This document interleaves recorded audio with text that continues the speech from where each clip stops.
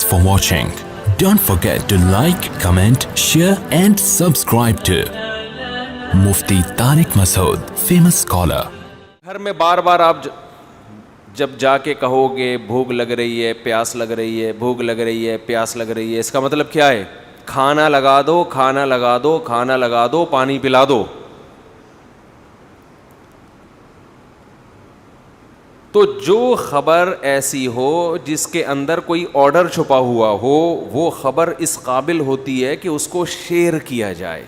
جس خبر کے اندر کوئی آرڈر چھپا ہوا نہیں ہوتا وہ خبر ٹائم ویسٹنگ ہے، اس کا عملی زندگی سے کوئی تعلق نہیں ہے. خامخواہ میں لوگ کہتے ہیں نا جنرل نالج، تو خامخواہ کی جنرل نالج کی اسلام میں کوئی ویلیو نہیں ہے، یہ ٹائم ویسٹنگ ہے.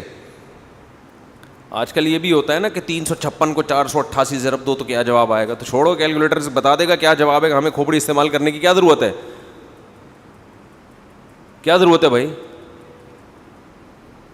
میں ایک بچے سے ملا، حفظ قرآن تھا، حافظ تھا قرآن کا ماشاء اللہ. اس نے قرآن پر اتنی محنت کی ہے کہ اس سے جب آپ، اور ایسے بہت سے بچے ہیں کہ آپ کوئی آیت پوچھو وہ فوراً آیت نمبر اور فوراً پارا نمبر، مکی ہے مدنی ہے، ایک ایک چیز فوراً بتائے گا. اس سے پچھلے والی آیت بھی بتائے گا، اس سے پچھلے والی. حافظ اگلی آیت تو آسانی سے بتا سکتا ہے، پچھلی آیت بتانا حافظ کے لیے مشکل، کیونکہ جب اگلی آیت تو جب وہ آپ تلاوت کریں گے اگلی خود زبان پہ آ جاتی ہے، پچھلی نہیں آتی عام طور پر. تو بڑی محنت کی گئی اس بچے کے اوپر. بچے کو میں نے انعام بھی دیا، اس کو اپریشیٹ بھی کیا، لیکن میرا اپنا نظریہ یہ ہے کہ جس چیز پہ بچے کا ٹائم دماغ لگایا گیا ہے نا، اس کا آؤٹ پٹ کوئی زیادہ بولیں نہیں ہے، اس کا کوئی فائدہ نہیں ہے معاشرے میں. کیونکہ قرآن اس طرح سے یاد کرنا کہ اس سے پہلی والی آیت بھی فوراً ذہن میں آ جائے، یہ بہت مشکل کام ہے. بچے کا بہت دماغ کا دہی کیا ہوگا. تو اس سے کیا ہوتا ہے، جب ضرورت پڑے گی کہ اس سے پچھلی آیت کیا ہے، بھائی قرآن ہے، گوگل ہے، لکھے پچھلی خود آ جائے گی سامنے اس کے. تو اتنی دماغ کو محنت کرنے کی کیا ضرورت ہے ایک چیز پہ؟ ایک ایک آیت کا نمبر یاد کرنا، یا تو ڈاکٹر ذاکر نائک کی طرح کام کرنا ہے اور مناظر بننا ہے، تو چلیں جی فوراً آیت نمبر پیش کر دیا.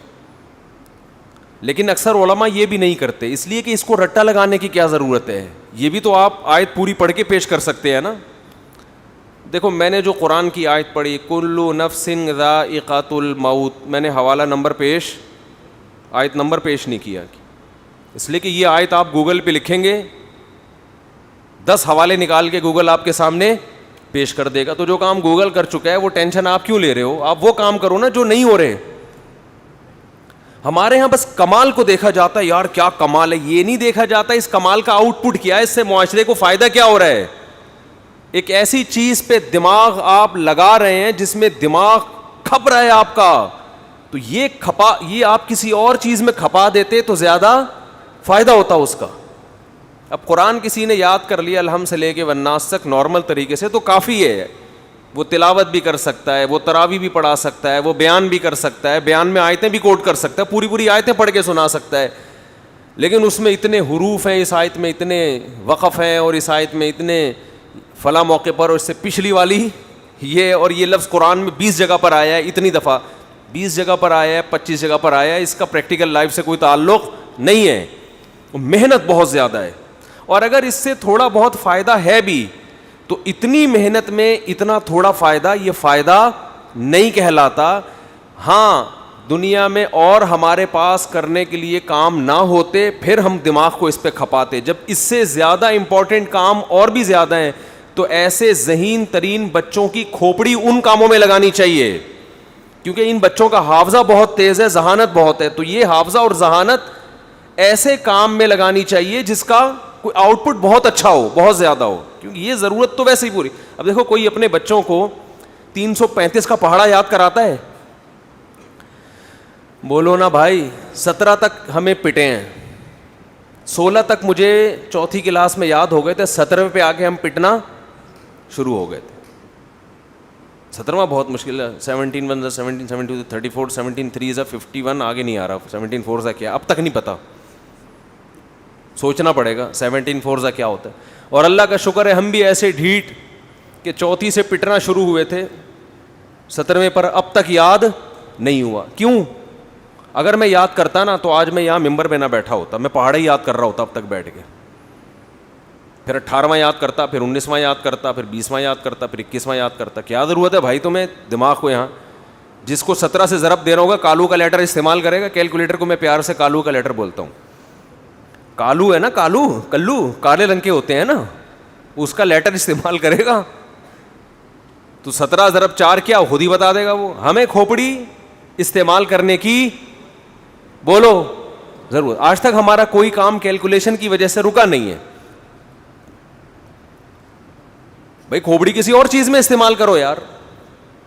بس کمال دیکھا جا رہا ہے آج کل. بھائی 358 کو 456 سے ضرب دو, یہ بتا دے گا فوراً کیا جواب آ رہا ہے. ذہانت کی دلیل ہے. اگر کوئی بچہ اتنا ہوشیار ہو گیا میتھ میں کہ 356 کو 458 سے فوراً ضرب دے کے بتا سکتا ہے, ذہانت کی دلیل تو ہے. بہت ذہین ہے, بہت حافظہ تیز ہے, لیکن یہ اس کی علامت بھی ہے, اس کا حافظہ ایسی جگہ پر استعمال کیا گیا ہے جہاں اس کی صلاحیتیں ضائع ہو رہی ہیں. اس ایکسٹرا آرڈینری دماغ کو آپ کسی اور کام میں استعمال کرتے. سمجھ میں نہیں آ رہی میرا خیال بات. آج ہمارے ہاں بہت سارے لوگوں کی ذہانتیں, جسمانی قوتیں, صلاحیتیں, ان کو پتہ ہی نہیں کہ یہ کہاں استعمال کرنی ہے اور کہاں استعمال بولو نہیں کرنی. تو ہم جو 17 کے پہاڑے میں پٹنا شروع ہوئے, میں نے ایک بیان میں اپنی ٹیچر کا واقعہ سنایا تھا نا, جن نے 200 بیٹھکیں لگوائیں, اٹھک بیٹھک 200 دفعہ. 17 کے پہاڑے پہ تھا وہ ٹیبل 17 کو. اردو میں الگ یاد کرواتے تھے, انگلش میں الگ یاد کرواتے تھے. تو ہم نے نہ اردو میں یاد کیا نہ انگلش میں. 9th کلاس میں پٹے الحمدللہ. اس پٹنے کے بڑے فائدے ہوئے ہیں. بچے میں کانفیڈنس پیدا ہوتا ہے. وہ دوسری شادی کرتے ہوئے پٹے تو اس کو تکلیف نہیں ہوتی. یہ بڑا فائدہ ہے اس میں. جو ممی ڈیڈی والے لوگ ہیں وہ نہیں وہ پٹنے کے عادی نہیں ہیں. تو پہلے تو سب بچے اسکولوں میں ٹیچر سختی کرتے تھے, بہت کوشش کی تھی. آج اس ٹاپ لفظ نہیں لے کر آؤں گا میں, لیکن چلو چلتا ہے یار اتنا.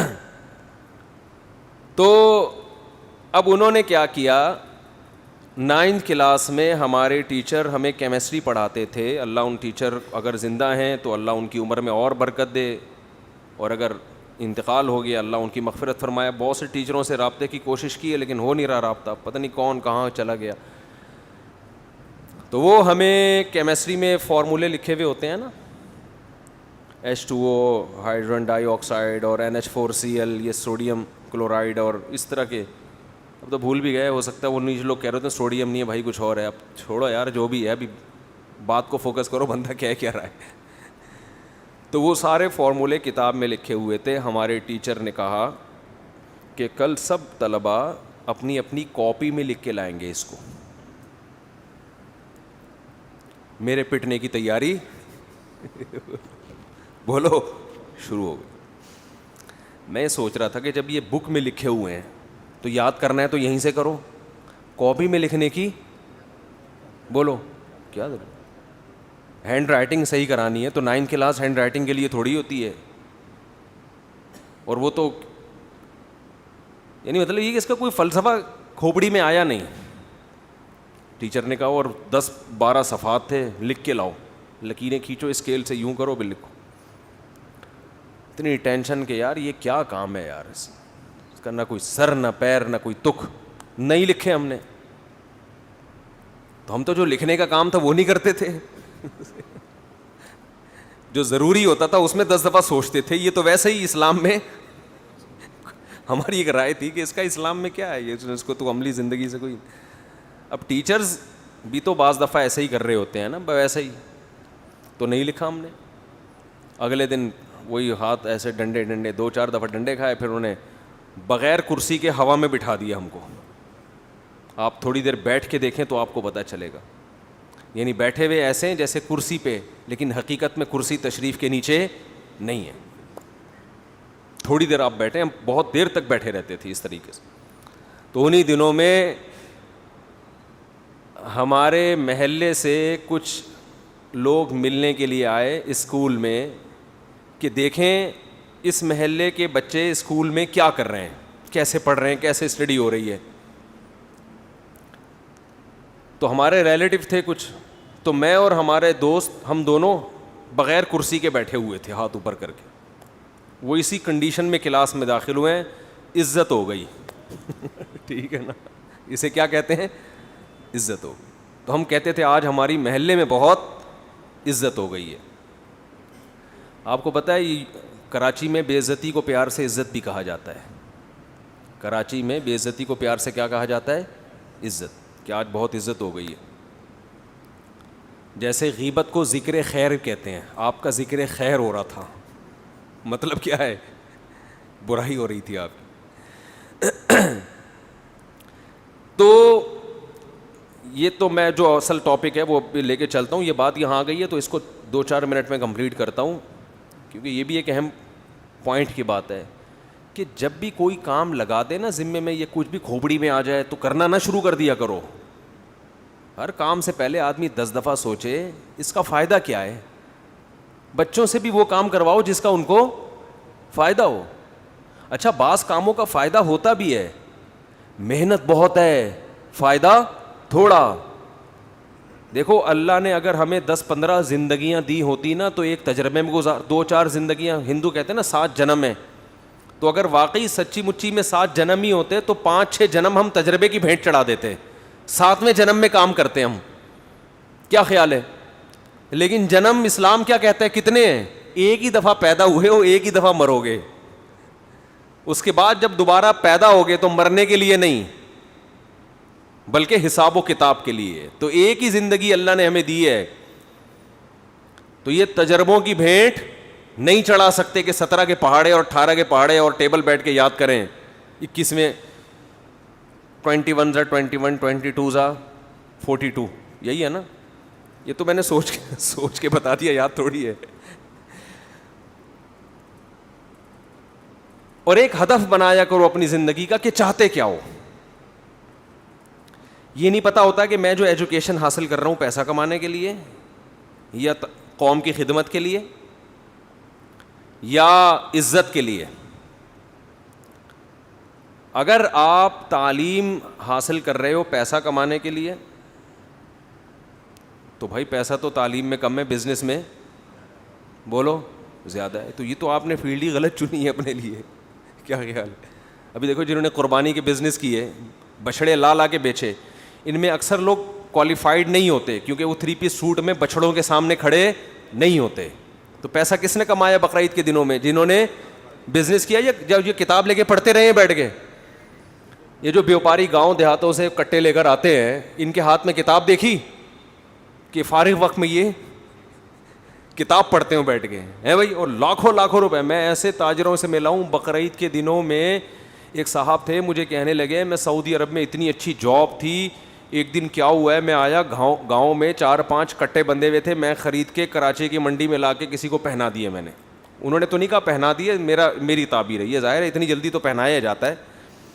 وہ لا کے میں نے 4-5 کسی کو, کہہ رہے اتنے نوٹ میرے پاس آ گئے. میں نے کہا یار سعودی عرب میں تو میں 6 مہینے میں اتنے نہیں کماتا جتنے یہاں کما رہا ہوں. تو کہہ رہے ہیں پھر مجھے اپنے گاؤں بھی انہوں نے دکھایا, میں ان کا گھر دیکھا, ہر وقت ان کے گھر میں صحن میں 4-5 کٹے بندھے ہوئے ہوتے ہیں. کہہ رہے ہیں میرا بزنس ہی کیا ہے, 2 مہینے 3 مہینے سوراب گوٹ میں جانور بیچتا ہوں اور 10 مہینے بیٹھ کے کھاتا ہوں, میں کچھ کام نہیں کرتا میں. تو پیسہ کون کما رہا ہے بولو؟ وہ تو وہ زیادہ کما رہا ہے. ہاں کچھ ایجوکیشن ایسی ہیں جن میں پیسہ بہت ہے, آپ سی اے کر لیں اچھی تنخواہ ہوگی, لیکن سی اے کرنے جب سی اے سے فارغ ہوں گے تو آپ بالوں سے بھی, میں نے کوئی سی اے والے کے پورے بال اب تک جو مجھے مشاہدہ ہوا ہے, جس نے سی اے کیا ہے اس کے پورے سر کے بال مجھے ابھی تک نظر نہیں آئے. تو اتنی ہائی لیول کی ایجوکیشن ہو تو پھر تو چلو ٹھیک ہے, اچھی خاصی تنخواہ ہو جائے گی آپ کی. لیکن وہ بھی جب جا کے ہوگی 30-35 لاکھ روپے جا کے اس وقت جب بہت تجربہ ہو چکا ہوگا اور کمپنیاں آپ کے تجربے سے آپ کو نچوڑ کے کروڑوں روپے کما چکی ہوں گی, تو آپ کو 30-35 لاکھ روپے تنخواہ دیں گی اور آپ سمجھو گے ماشاء اللہ کام کیا ہو گیا, ہڑو بچوں ہو گیا. خیر, تو آپ یعنی ہم کھوپڑی استعمال عام طور پر ہو نہیں رہی ہے ہماری. میں ایجوکیشن کی فضیلت کا قائل ہوں, یہ مطلب نہیں ہے کہ پڑھنا لکھنا چھوڑ دیں, میرا مطلب ہے کہ پہلے طے کریں کہ کیوں پڑھ رہا ہے. ڈاکٹر بن رہا ہے اگر پیسے کمانے کے لیے, کما لیتے ہیں لیکن عام طور پہ نہیں کما پاتے, اس کے لیے بہت زیادہ اونچے لیول کے ڈاکٹر وہ کماتے ہیں, اور حقیقت ہے کہ وہ بھی بزنس کرتے تو زیادہ کما لیتے ہیں. وہ اپنا ہسپتال کھول کے بزنس کریں پھر کمائیں گے. ہسپتال کے اونر کو دیکھو, کبھی کچھ MBBS کیا ہوا ہوتا ہے اس نے, فارغ ہوتا ہے بیچارہ اکثر, اس کو تو سگنیچر بھی کہیں سے سیکھے ہوئے ہوتے ہیں اس نے. خیر ابھی یہ ٹاپک نہیں ہے. تو ایجوکیشن سے مقصد انسانیت کی خدمت ہونی چاہیے, پھر پڑھنے میں مزہ آئے گا. سمجھتے ہو, مسلم قوم کو ترقی دینا مقصد ہو. ایجوکیشن کی ضرورت ہے, پیسہ اتنا ایجوکیشن میں نہیں ہے. تو ایجوکیشن, آپ ڈاکٹر بن رہے ہو, انسانیت کی خدمت کرو, پھر دعائیں نکلیں گی لوگوں کے دلوں سے, اور پھر جنت. ابھی ایک ڈاکٹر سے واسطہ پڑا, بڑا کام کر رہے ہیں, میں نے کہا یار آپ تو اگر نیت صحیح کر لو تو اللہ ویسے ہی, اللہ سے امید ہے کہ آپ کے اگلے پچھلے گناہ اللہ معاف کر دے گا. اتنی خدمت, اتنا لوگوں کی جانیں بچانا تو بہت اچھا کام ہے. لیکن ڈاکٹر کی نیت عام طور پر پیسہ کمانا ہوتی ہے, تو نہ ادھر کا رہتا ہے نہ ادھر کا, اور پیسہ کمانے کے لیے 2 نمبریاں کرنی پڑتی ہیں. ہسپتالوں میں دیکھ لو نا, جو گائنی کے ہاسپٹل ہیں ان میں جو آپریشن ہو رہے ہیں, یہ کیا بنتے تھوڑی ہیں یہ آپریشن. بچے کی ولادت کے لیے جو آپریشن ہو رہے ہیں یہ تو زیادہ تر غلط آپریشن ہو رہے ہیں, پیسہ کمانے کا دھندا ہے یہ. اس پہ تو ہمارے پاس اتنے ثبوت, اتنے شواہد ہیں کہ اگر میں پیش کرنا شروع کروں سارا بیان اسی پر ہو جائے گا. تو